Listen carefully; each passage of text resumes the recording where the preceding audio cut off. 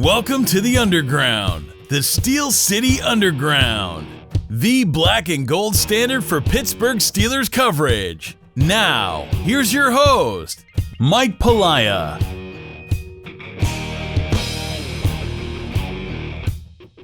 Welcome everybody to another edition of Steel Nation Radio.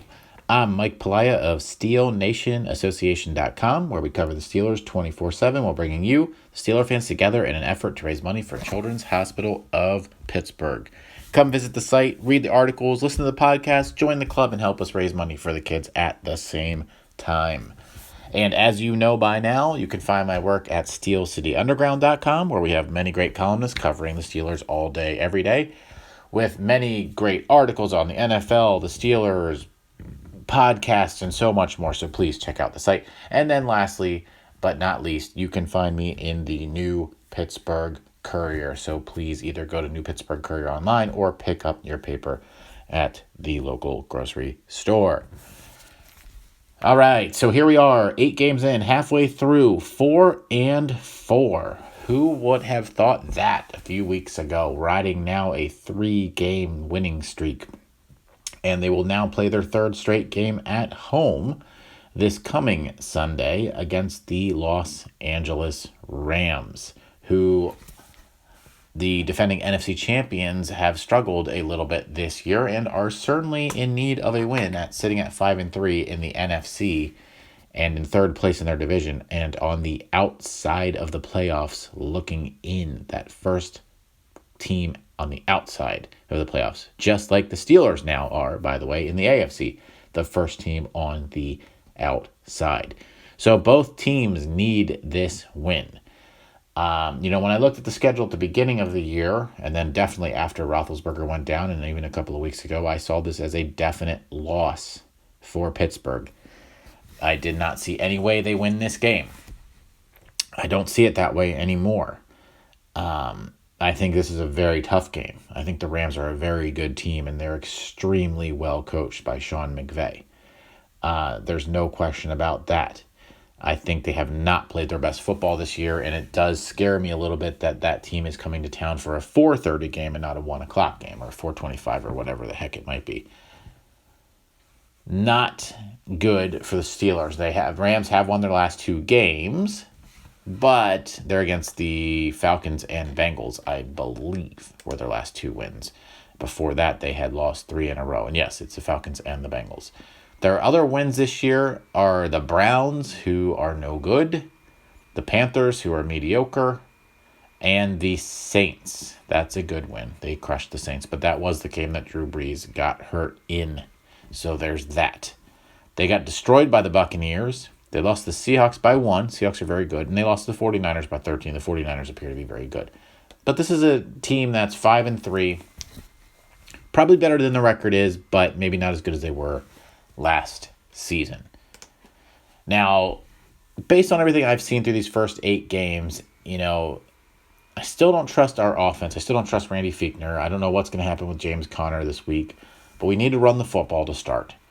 Clearly, this whole thing with Rudolph is not something that Fichtner sees as a long-term solution and replacement for Ben Roethlisberger. The way I see this right now, I don't think they see it that way. I feel like they should treat Rudolph as though he is the heir apparent and find out a little bit more about him. I admit he looks a little bit scared, specifically since coming back from the concussion. I admit that he hasn't been throwing the best footballs. I think that does take time. I think he can do it. I think that they need to give him the opportunity to do it a little bit more. I don't think that they will this week, especially with Jalen Ramsey out there probably blanketing Juju. So I think Juju's numbers are going to be crap again, as they have been for most of the weeks, which is unfortunate because I think he's very underutilized. But I think what they need to do is run the football with whomever is running the football this week. Jalen Samuels, Edmonds, whoever, to control the clock, because that Rams offense is very, very potent and can score very, very quickly. I think that they need to allow Rudolph to throw downfield. I think they should even give chances to Juju and see what Ramsey can do against him. And if not, Deontay Johnson and maybe more importantly, Vance McDonald connecting with him and James Washington, quite frankly. I think Washington and McDonald can be Rudolph's safety blankets if he's given the opportunity to throw the football beyond 10 yards. McDonald could be a little bit underneath, but for Washington, and, a little bit more frequently than he's been used. And they may need to, because I think this could be a high-scoring game if the Steelers are going to win it. But they need to control the ball with the ground attack. And they are very much going to have that offensive line keep up the protection of the quarterback, having only given up 8 sacks thus far this year, which is very, very impressive. Facing a Rams defense that through their first 8 games has a grand total of 23 sacks.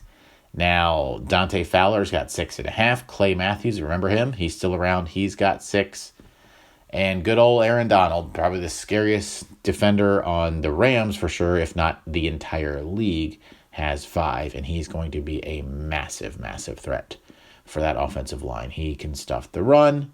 He can get the quarterback. He can make plays anywhere on the field. And he disrupts everything. He's already got 13 tackles for a loss this season. That's pretty good. Fowler, by the way, he's got 10 to go with his 6.5 sacks. So they've got some players. They have certainly got some players. We'll see how the Steelers and Randy Fichtner go after that defense. Ball control is my suggestion, while at the same time opening up the passing game down the field. If you can run the football, you can set up the play action, and they can make plays on this team if they do it effectively and if they do it correctly. And that is allowing Rudolph to go out there and play football. Let's see what we have in him. Let's face it, even if this team, the Steelers, make the postseason this season somehow, which would be an amazing, amazing job, and I would have to give Mike Tomlin a lot of credit if they can pull that off. And I have to give him credit now, quite honestly. But if they can, they're not going anywhere. Let's be real. They're not going anywhere. This is the Patriots league. They own it. And when Pat Mahomes comes back, the Chiefs are right there. And at this point, the Ravens are definitely in that talk. It'd be great to make the playoffs. I guess you can never say what will happen, but they're not going to go anywhere this year past the first round. And that's okay at this point. So my point of saying all of that is, let's find out what Rudolph has in these next 8 games, because these next 8 games are against a lot more soft opponents. The Browns twice, the Bengals, the Cardinals, to name a few teams that are coming up. The Jets are mixed in there. There are some winnable football games. Go after it properly. Now, defensively this week, what are we going to have to see? Well, Jared Goff, albeit only throwing for 2,300 yards thus far, 11 TDs, 7 picks, is dangerous. He is dangerous, and his number 1 target this year is Cooper Kupp, which is definitely interesting. Not one that I think a lot of people would have expected, but it's a guy that by far and away is their number 1 receiver. He has received 87 targets this year, and he's caught 58 of those balls for 792 yards, 5 touchdowns. He's a guy that can make plays. Robert Woods is their second guy, and then it kind of goes down the line. I think the secondary can handle all that, especially this defense now, the way they're playing with Minkah Fitzpatrick and the pass rush and so on. They can go out there and they can get Jared Goff. He's been sacked 12 times, so not a ton, but he's somebody that they can get to. And I think that they will get to him. I think Devin Bush is going to make some plays, TJ Watt. I think you got to look for Hayden and Nelson in the secondary to be blanketing their receivers, and Minkah Fitzpatrick, of course, come up big again. Another guy that scares me, who's not having a great year, but he scares me, is Todd Gurley. I don't know what's going on with him in the last, year, I guess we can say at this point, or almost a year. He hasn't been the same guy, but I think that guy can break out at any given time. Now, he only has 355 yards this season, a 3.9 yards per carry average, which is definitely not Gurley-esque numbers, but that guy can make plays. And if you recall, I think it was a year or two ago. I can't remember if it was last year or not. I think it was 2 years ago. 2 years ago, it was when in 2017 when Jacksonville came to town in the regular season and Leonard Fournette ran all over them, and Roethlisberger had 5 picks and so on and so forth. I could see Gurley having that kind of game that Fournette had if they don't pay attention to him, is my point. So to me, even though his numbers don't suggest it, Gurley is the guy that they have to key on, and they need to make Jared Goff beat them in the air along with Cooper Kupp.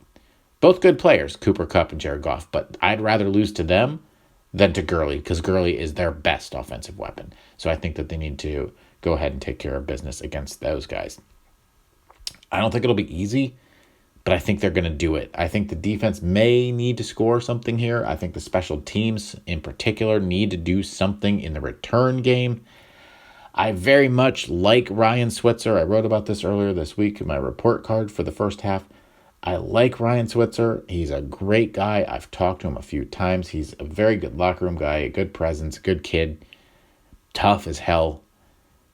But he is not making plays. And I've said this a couple times on this podcast where I thought, and I wrote an article about this over the summer, where I thought he was the X factor. And maybe if Roethlisberger were playing, that would be the case. But I thought he was going to be an X factor in the receiving game, and I thought he was going to be a playmaker in the return game. And he has been neither. Now, I've seen a ton of clamoring on Twitter and other places for him to be released. I'm not at that point. I think he has value, even if it's just being that locker room presence. So I wouldn't get rid of him this season, especially when Roethlisberger's really not there to be the leader. But they may need to consider replacing him in the return game, because he is literally doing nothing but waving for fair catches and letting the ball bounce behind him, and oftentimes being downed within the 20 or even the 10. Anybody can do that. Anybody can do that. So they need to think about what they want to do in these second half of the season, these last 8 games. And my bet is nothing, but I feel that they should. So going back to this game this weekend, I do think the Steelers are going to pull this off because they're at home. If they're on the road, I probably would call a loss, but I think they're rolling right now. I think the defensive team is making incredible plays. They're going to continue to do that. They're going to get to Goff. They're going to stuff Cooper. Gurley is going to be contained, but he's probably going to have the best game of his season. I just have that feeling. But the Steelers are going to put up a victory. Mason Rudolph is going to get the ball downfield. I think Vance McDonald and James Washington are the guys that are going to make the plays in the passing game. Jalen Samuels is going to be a guy running the football more instead of catching 13 or 14 passes out of the backfield. I don't really care for that style personally. It's okay to get 3 or 4, maybe even 5, but not 13, 14, 15 from your running back. So I think they win it, though. I think they win it. I think it's similar to that Colts game. I think Boswell's probably going to have to come through again late. It's going to be a little bit cold for the Rams, so maybe that's a factor. But I think the Steelers win this football game with a score of 31-28. Another close one, but they get it done. And then after that, they go on the road on Thursday night on a short week to go to Cleveland and play Baker Mayfield and the lowly Cleveland Browns. But we'll talk about that next week. So in the meantime, Steelers 31, Rams 28. Big game from Mason Rudolph coming up here. James Washington is very impactful.